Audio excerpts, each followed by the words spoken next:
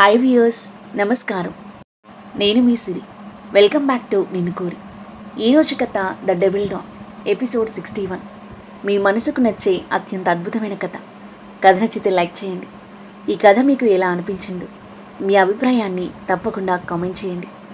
ఇక కథలోకి వెళ్తే, రణధీర్ కార్ దిగి ఆరుహి చేయి పట్టుకుని ఆవేశంగా తమ రూమ్లోకి లాక్కెళ్ళి బెడ్పై పడేసి డోర్ పెట్టేశాడు. రణధీర్ కన్నీళ్లతో అతని వైపు చూస్తూ బెడ్ మీద నుండి లేచిన ఆమె దగ్గరికి భయంకరమైన ఆగ్రహంతో దూసుకొచ్చి చెంప చెల్లుమనిపించాడు రణధీర్.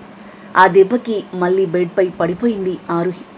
ఆమె చేయి పట్టుకుని విసురుగా లేపిన రణధీర్ ఆమె బుగ్గలని చేతితో ఒత్తిపట్టుకుని ఏడుస్తున్న ఆమె కళ్ళలోకి నిప్పు కణికల్లా మండుతున్న కళ్ళతో చూస్తూ, ఏం జరుగుతుంది ఆరుహి? నాకు చెప్పకుండా వాడితో ఎందుకు వెళ్ళావు? తెలియకుండా వెళ్ళావా? లేదా అంతా తెలిసే నన్ను వదిలేసి వాడు కావాలని వెళ్ళావా? కటువుగా అన్నాడు రణధీర్. నో రణధీర్, నేను వదిలి నేనెందుకు వెళ్తాను? నేను కోరుకుంది, కావాలనుకుంది నువ్వు. పార్టీకి అంటే ఫ్రెండ్స్ అని నమ్మి వెళ్ళాను, కానీ వాళ్ళు ఇలా చేస్తారని నేను అస్సలు అనుకోలేదు. అంత బ్లైండ్గా ఎలా నమ్ముతావు నువ్వు? వాడు నిన్ను కోరుకుంటున్నాడని నీకు తెలుసు. వాడి అన్నయ్య నిన్ను నన్ను విడదీయడానికి తీవ్ర ప్రయత్నాలు చేస్తున్నాడని నీకు తెలుసు, అవునా కాదా? అవును అన్నట్టుగా తలూపింది. మరి అలాంటప్పుడు అంత కేర్లెస్గా ఎలా వెళ్తావు? నాకెందుకు చెప్పలేదు?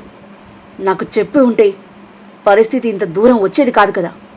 ఎందుకు చేయలేదు? అన్నాడు ఆమె బుగ్గలు గట్టిగా నొక్కుతూ. అది నా తప్పినది, నన్ను క్షమించు. సిద్ధు అంత దుర్మార్గుడని నేను అస్సలు ఊహించలేదు.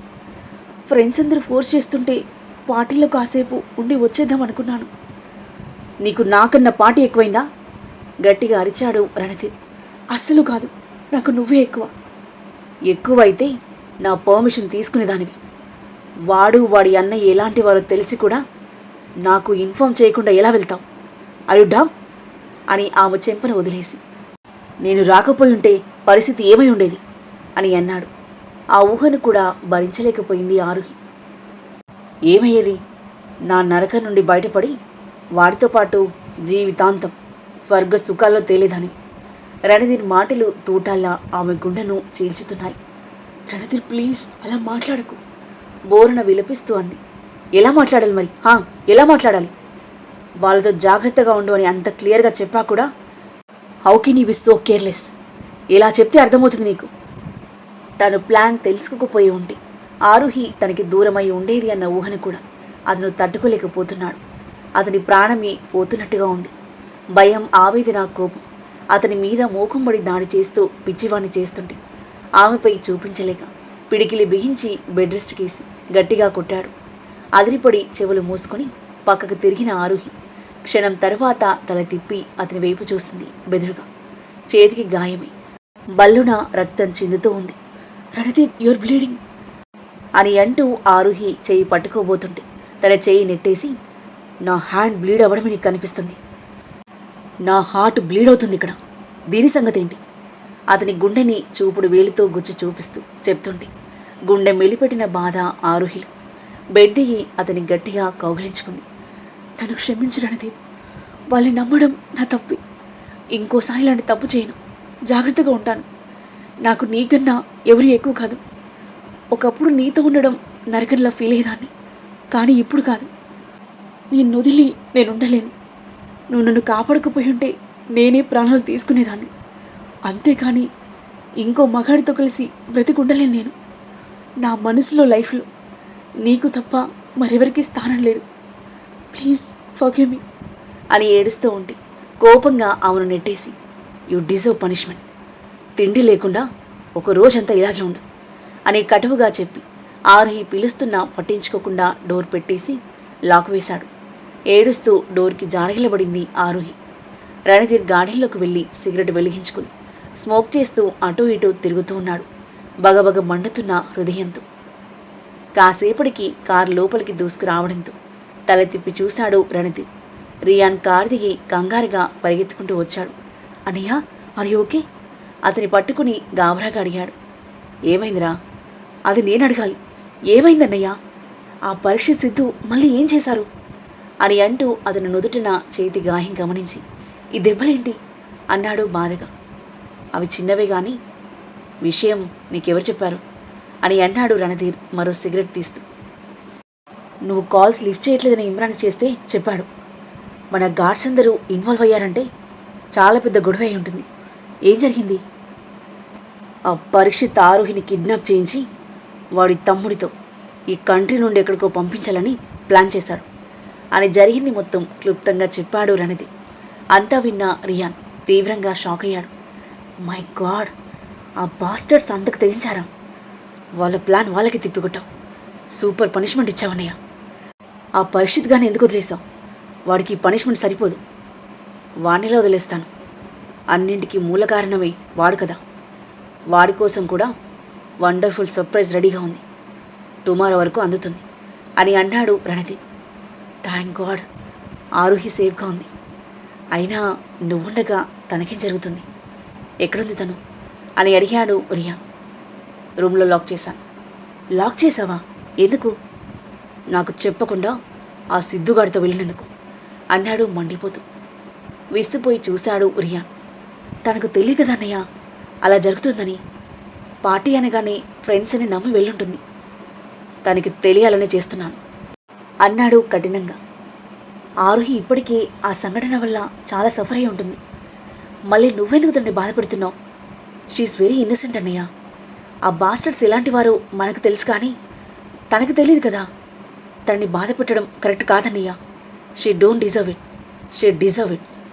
నేను హెచ్చరించాను, అయినా కూడా తన నా మాట వినలేదు. నాకు ఇన్ఫార్మ్ చేయలేదు. నేను వాళ్ళ ప్లాన్ తెలుసుకోకపోయి ఉంటే పరిస్థితి ఏంటి అన్నాడు రణధీర్. అది నిజమే అనిపించింది రియాన్కి. ఇప్పుడు తనకు తెలిసింది కదా, జాగ్రత్తగా ఉంటుంది. తనక్కడ ఎలాంటి పరిస్థితిలో ఉందో ఏంటో.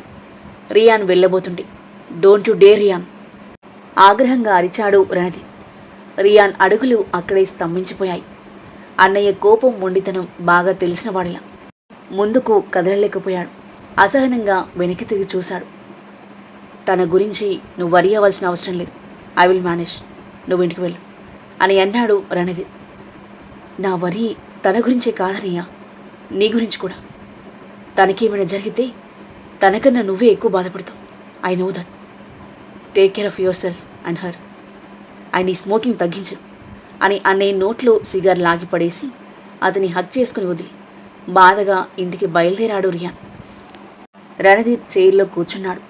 ఆరుహిని ఒక రోజంతా లాక్ చేస్తానని చెప్పాడు కానీ 1 గంట కూడా ఉండలేకపోయాడు. ఆమె పరిస్థితి ఎలా ఉందో అని అతని మనసు ఆ వైపు లాగుతుంటే లేచి లోపలికి వెళ్ళాడు.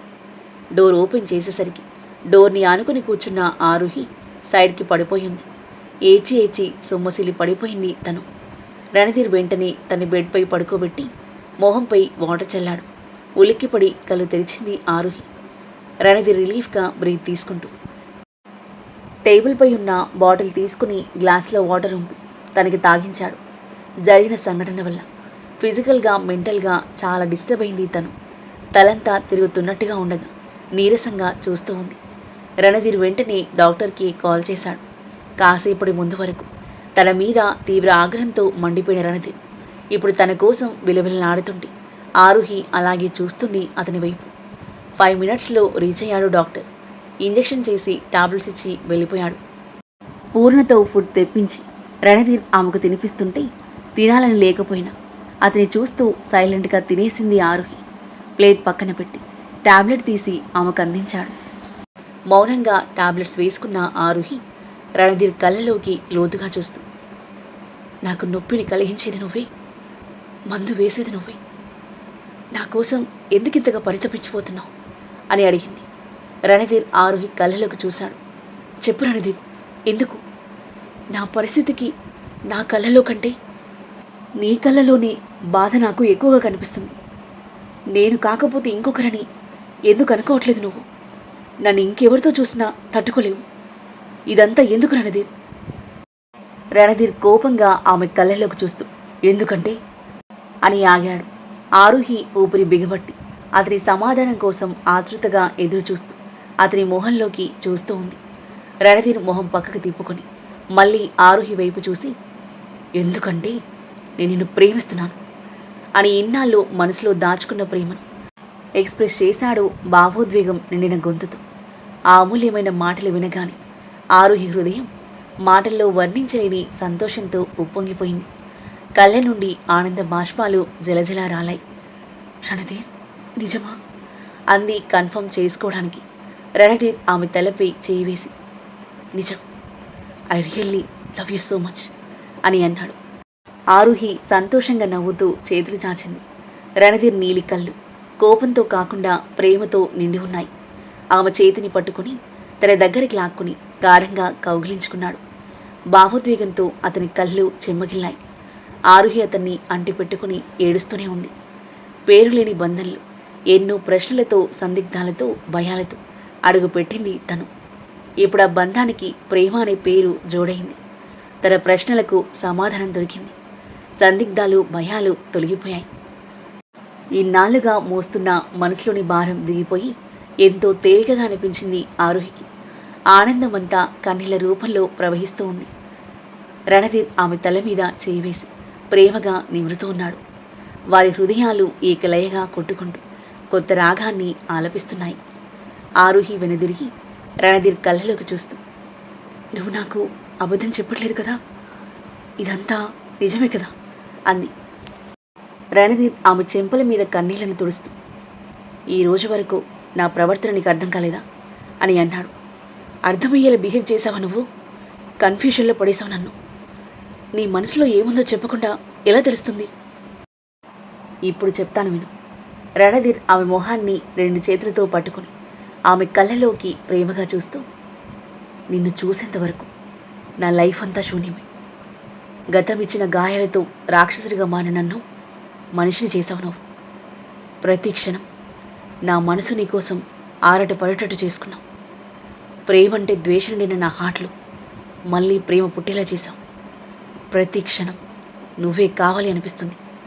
నిన్ను ఎప్పుడూ నాతోనే ఉంచుకోవాలి అనిపిస్తుంది. దానికోసం ఏ హద్దులు దాటైనా ప్రవర్తించాలి అనిపిస్తుంది. నీకు నాకు మధ్య ఎవరు వచ్చినా సహించలేను. నీకోసం ఏ ఎక్స్టెంట్కైనా వెళ్తాను. ఎవరితో అయినా యుద్ధం చేస్తాను. ఆ యుద్ధం చివరికి నీతో అయినా నాతో అయినా సరే. నాకు అన్నీ నువ్వే, నీకు కూడా అన్నీ నేనే అవ్వాలి అని తన మనసులో దాగిన భావాలన్నీ ఆమె ముందు పరిచాడు. ఆరుహి కన్నీళ్లతో సంతోషంగా చూస్తుంది.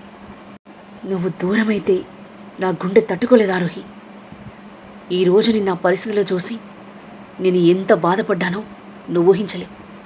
I'm dying inside. ఇంకోసారి నాకు తెలియకుండా ఎక్కడికి వెళ్ళకు, ఏమీ చేయకు. అర్థమైందా? అర్థమైంది Ranadhir. I'm really sorry and I love you so much అంది అతని చెంపపై చేయి వేసి. రణధీర్ ఆరుహి నుదుటిన ప్రేమగా ముద్దించి మొహమంతా ప్రేమగా ముద్దుల్లో ముంచెత్తుతుంటే అతని ప్రేమని అనుభూతి చెందుతూ కళ్ళు మూసుకుంది ఆరుహి. ఆ తరువాత ఏం జరగబోతుంది? రణధీర్ ఆరుహిల మధ్య ఎలాంటి సన్నివేశాలు చోటు చేసుకోబోతున్నాయి?